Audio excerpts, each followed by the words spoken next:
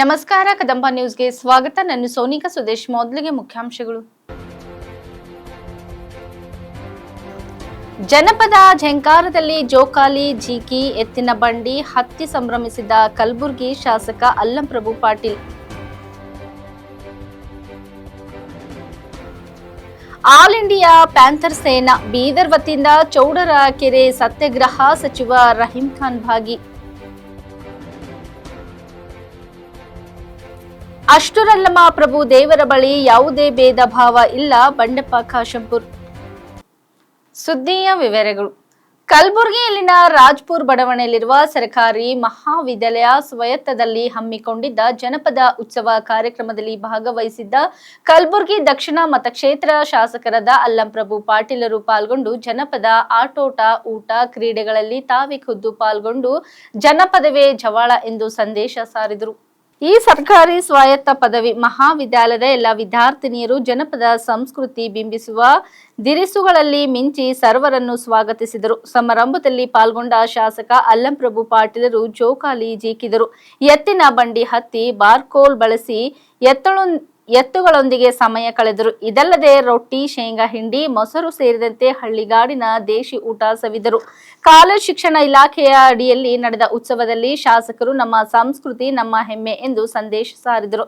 College ಶಿಕ್ಷಣ ಇಲಾಖೆಯ ಕಲಬುರಗಿ ಜಂಟಿ ನಿರ್ದೇಶಕ ಗೊಳ್ಳೆ ಶಿವಶರಣ, ಪ್ರಾಚಾರ್ಯರಾದ ಸವಿತಾ ತಿವಾರಿ, ಉಪನ್ಯಾಸಕರಾದ ವಿಜಯಕುಮಾರ್, ರಾಜ್ಕುಮಾರ್, ಧವಲಪ್ಪ, ರಾಜಶೇಖರ್ ಮಡಿವಾಳ, ಅಜಯ್ ಸಿಂಗ್ ತಿವಾರಿ ಸೇರಿದಂತೆ ಮಹಾವಿದ್ಯಾಲಯದ ಮಕ್ಕಳು, ಸಿಬ್ಬಂದಿ ಪಾಲ್ಗೊಂಡಿದ್ದರು. ಆಲ್ ಇಂಡಿಯಾ ಪ್ಯಾಂಥರ್ ಸೇನಾ ಬೀದರ್ ವತಿಯಿಂದ ಬೀದರ್ ನಗರದ ಡಾಕ್ಟರ್ ಬಿಆರ್ ಅಂಬೇಡ್ಕರ್ ಸರ್ಕಲ್ ಬಳಿ ನಿನ್ನೆ ರಾತ್ರಿ ನಡೆದ ಚೌಡರ ಕೆರೆ ಸತ್ಯಾಗ್ರಹ ದಿನದ ಅಂಗವಾಗಿ ಸಾಮಾಜಿಕ ಸಬಲೀಕರಣ ದಿನದಂದು ಬೃಹತ್ ಬಹಿರಂಗ ಸಮಾವೇಶದಲ್ಲಿ ಸಚಿವ ರಹೀಂ ಖಾನ್ ಭಾಗವಹಿಸಿ ಮಾತನಾಡಿದರು. ಈ ಸಂದರ್ಭದಲ್ಲಿ ಮಾಜಿ ಸಚಿವರು ಬಂಡೆಪ್ಪ ಕಾಶಂಪುರ್, ಪೂಜ್ಯರು, ಶರಣರು, ಸ್ವಾಮೀಜಿಗಳು, ಜನಪ್ರತಿನಿಧಿಗಳು, ವಿವಿಧ ಸಂಘ ಸಂಸ್ಥೆಗಳ ಪ್ರತಿನಿಧಿಗಳು ಸೇರಿದಂತೆ ಅನೇಕರು ಭಾಗವಹಿಸಿದರು. बाबा साहब एक ऐतिहासिक पानी को लेके, पानी को टच करना भी मुश्किल का काम था। एक पानी ही नहीं, हर चीज में मुश्किल थी। खुद बाबा साहब अंबेडकर जी को स्कूल के बाहर बिठाया जाता था। जब वो पढ़ने जाते थे तो उनको क्लास के अंदर ले आने जाते। तो जब बाबा साहब अंबेडकर जी को इस तरह से ये लोग देखते थे, उनसे इस तरह से व्यवहार करते थे, तो बाकी गरीब का क्या हाल होगा आप सोच सकते हैं। तो उसके लिए ऐतिहासिक है, अभी यहाँ पे बताएंगे आपको। और मैं भी बताना चाहता हूं कि यहां पे लोग जो आए हैं आपके लिए, राज रतन जी, दीपक केंद्र जी और इस तरह से दूसरे भी हमारे गेस्ट हैं, ये सभी लोग, इनको उसकी जरूरत नहीं है। ये जो कार्यक्रम हुआ है खाली सुनने के लिए नहीं, जब वो बोलेंगे आपके लिए, हमारे डिस्ट्रिक्ट के लिए, हमारे कर्नाटक के लिए, हमारे देश के लिए, आप हमेशा दिन रात हर जगह टूर करके परेशान होके एक हकीकत को सामने लाने की पूरी ताकत लगा के यहां पे बीदर डिस्ट्रिक्ट में आए। फिर हम सुन ले, फिर चले जाए, फिर भूल जाए, ये चीज होना नहीं चाहिए। हमारी सोच और फिक्र जब बोलने के बाद जो पिछला हो गया, पिछला बहुत कुछ हो गया, बहुत कुछ सुने, बहुत कुछ भूल गए, लेकिन अब नहीं होना चाहिए। आप लोग, हम लोग इसमें सोच में आगे कुछ ना कुछ बढ़ना चाहिए। और यहाँ पे मैं समझता हूँ जितने भी लोग आए, मैं आपको सल्यूट करता हूँ। हालांकि बिदर के हर समाज के लोग, हर नौजवान यहाँ पे रहना चाहिए था।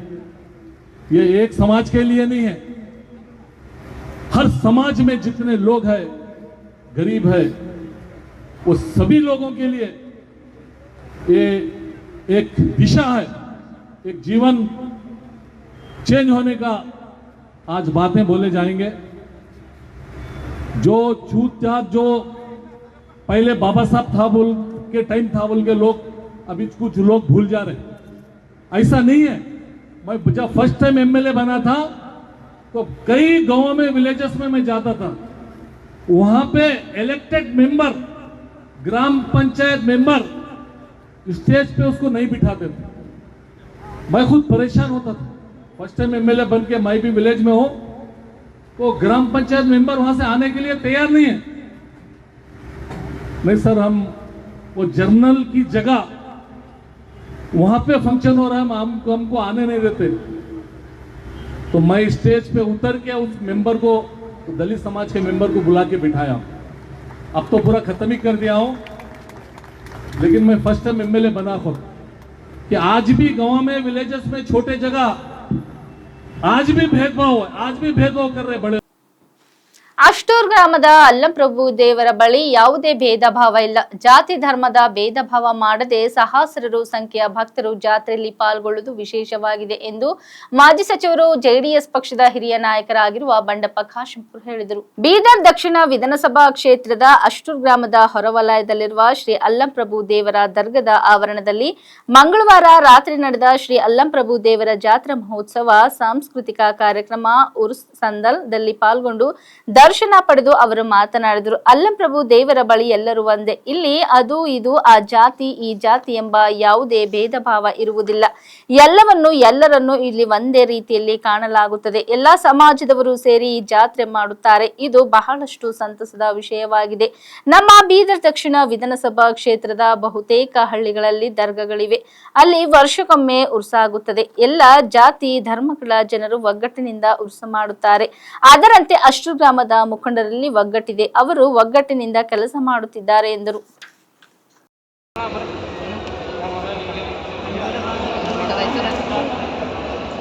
ಮಾಡಾಳ್ ಹೆಬ್ಬಳಿನಿಂದ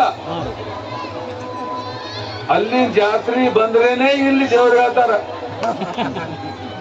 ಗೊತ್ತಾಯ್ತಾ? ಅಂದ್ರೆ ಎಷ್ಟು ಹಿಂದಿಂದ ನೂರಾರು ವರ್ಷ ಮೊದಲ ಯಾವ್ಯಾವ ರೀತಿಯಿಂದ ನಮ್ಮ ಹಿರಿಯರೆಲ್ಲ ಮಾಡಿ ಹೋಗಿದ್ದು ಇವತ್ತಿಗೂ ನಮ್ಮ ಜನ ಅದಕ್ಕೆ ಕಾಯ್ಕೊಂಡು ಬಂದು ಅದು ಆಚರಣೆ ರೂಪದಲ್ಲಿ ಮತ್ತೆ ನೀವೆಲ್ಲರೂ ಈ ಜಾತ್ರೆಗೆ ಬಂದೇನು ಶೋಭಾ ತಂದಿರಲ್ಲ, ಇದೇ ಒಂದು ದೊಡ್ಡ ನಮ್ಮ ಭಾರತ ಸಂಸ್ಕೃತಿ ಮತ್ತು ಸಭ್ಯತೆ. ಇದು ಬೇರೆ ಕಡೆಯಲ್ಲಿ ಸಿಗಲ್ಲ.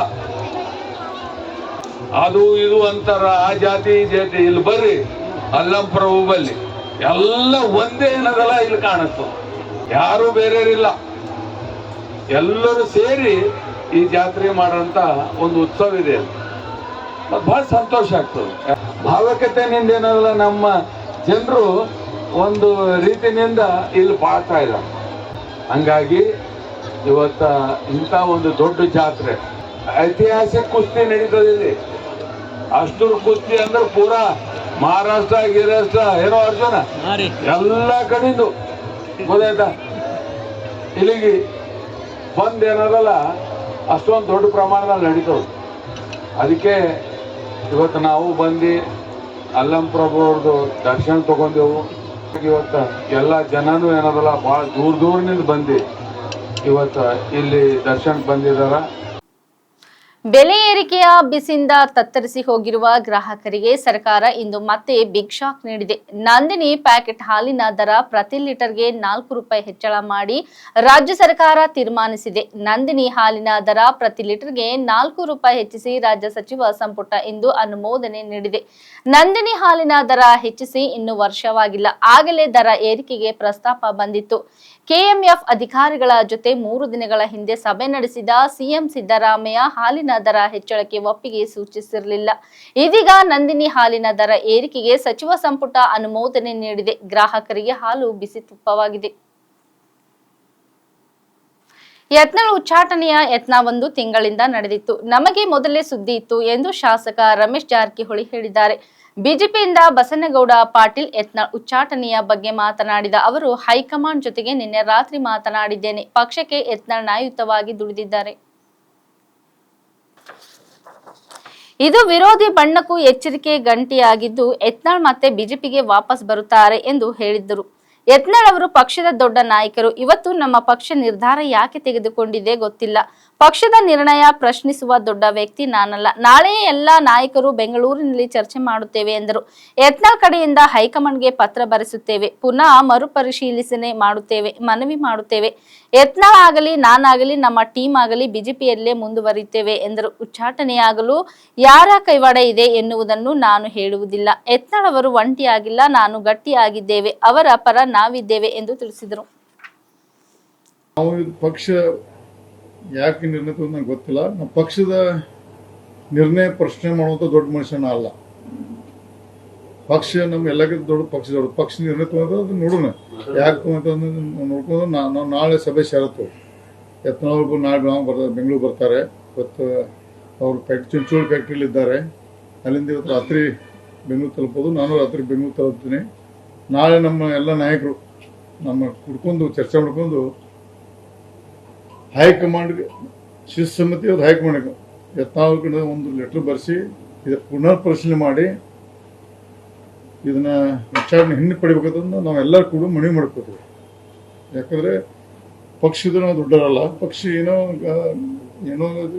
ತಪ್ಪು ಇರ್ಬೋದು ಅಥವಾ ಏನೋ ನಮ್ಮ ಕಡೆ ನುಣ್ಣೆ ತರಬೇಕು, ಅದೆಲ್ಲ ಸರಿಪಡಿಸ್ಕೊಂಡು ನಾವು ಪಕ್ಷ ಮುಂದುವರಿಬೇಕಂತ ನಾವು ಯತ್ನಾಳ್ ಅವ್ರಿಗೆ ನಾಳೆ ಮನವಿ ಮಾಡ್ಕೋತೀವಿ ಮತ್ತು ಹೈಕಮಾಂಡ್ಗೂ ಮನವಿ ಮಾಡ್ಕೋತೀವಿ.